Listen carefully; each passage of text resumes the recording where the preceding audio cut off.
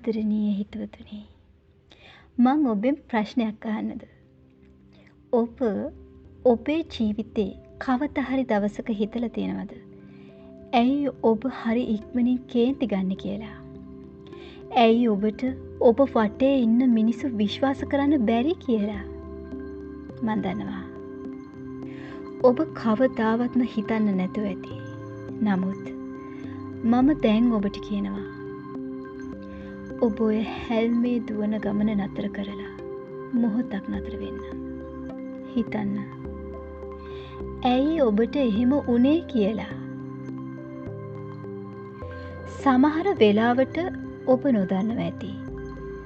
ඔබ අද දවස ගෙවන්නේ, ඔබේ අද දවසේ හැසිරීම් පාලනය කරන්නේ මීට අවුරුදු ගානකට කලින් ඔබ මලක් වගේ පිරිසිදු හිතක අයිතිකාරයෙක් වෙලා හිටපු කාලේ ඔබ අත්විඳපු ඒ අමිහිරිම සිදුවීම් කියලා.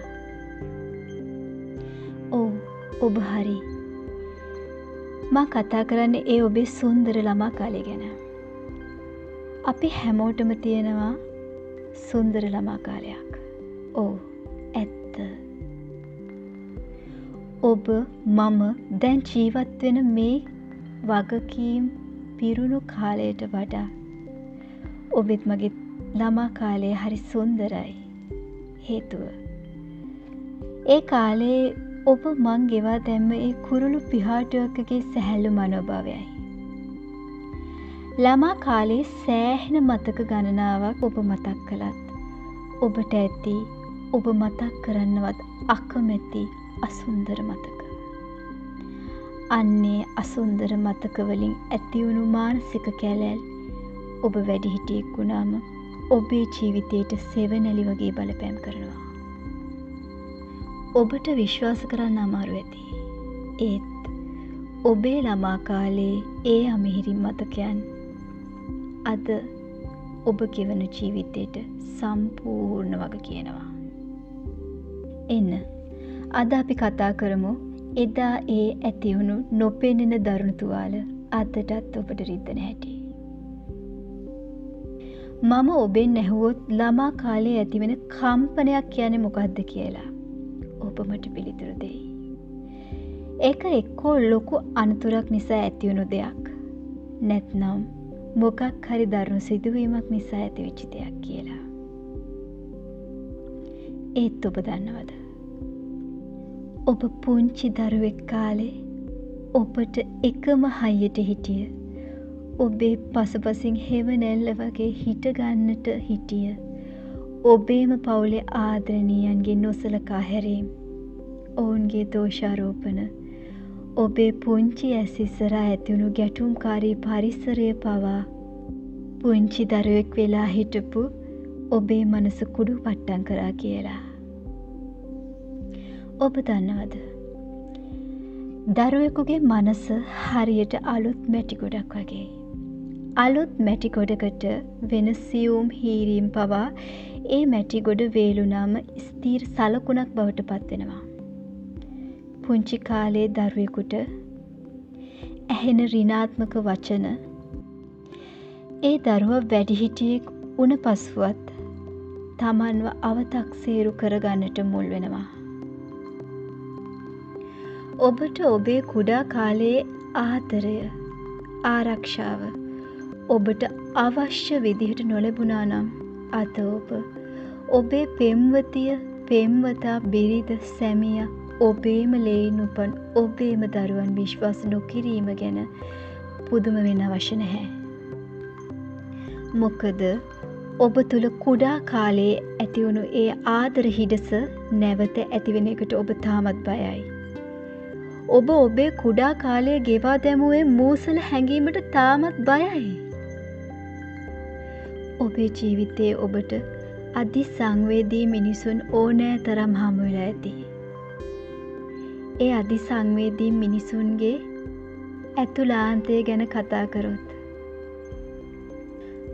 පුංචිම අත්වැරදීමක්වත් දරා ගන්න බැරි, පුංචිම දෙයකින් පවා පසුතැවිලට පත්වෙන, පොඩි දේටත් කෑ ගහලා අඬන මිනිසුන් ඔබ දැක ඇති. විශ්වාස කරන්න, ඔවුන්ගෙන් බහුතරයක් ඔවුන්ගේ ළමා කාලය දඬුවමට බයෙන්, දෝෂාරෝපණයට බයෙන්, සමාජයට බයෙන්, පුදුමාකාර බයකින් ගෙවා දැමුවක්. ඔබ කොතරම් සාර්ථක වුණත් ඔබට ඔබ මදි කියලා හිතෙනවා නම් ඒක ඔබේ වැරැද්දක් නෙවෙයි. ඒක ඔබේ අඩුපාඩුවකුත් නෙමෙයි. ඒ ඔබ ඇතුලේ ඉන්න අර පුංචි කාලේ තුවාල වුණු තාමත් හඬා වැළපෙන පුංචි දරුවගේ විලාපය. අහන්න. අතීතේ වෙනස් කරන්න ඔබටවත් මටවත් බෑ. නමුත් ඒ පුපුරු ගහන අතීත මතකයන්ට ඔබේ අද දවස විනාශ කරන්න නොදී ඉන්න ඔබට පුළුවන්. මුලින්ම ඔබව පිළිගන්න. ඔබ ඇතුලේ කැකෑරෙන ගැටලුව පිළිගන්න. බලන්න ඔබ දිහා. මොහොතක් නැවතිලා බලන්න. අනුන් වෙනුවෙන් ඔබ කොච්චර හෙම්බත් වෙලාද? අනුන් වෙනුවෙන් ඔබ කොච්චර දුක් විඳලාද? දැන් ඔබට වෙනවා ඔබ වෙනුවෙන් ඔබව සනසගන්න. එදා ඔබට අහිමි වුණු ආදරය රැකවරණය අද ඔබ වැඩිහිටියෙක් ලෙස ඔබටම ලබා දෙන්න. ඔබ තුල පන අදින කෑ ගහන ඒ පුංචි දරුවව වැළඳගෙන කියන්න. දැන් හරි. දැන් හැමදේම හරි. මේ ලෝකේ කවුරු නැතත් ඔබට මං ඉන්නවා කියලා.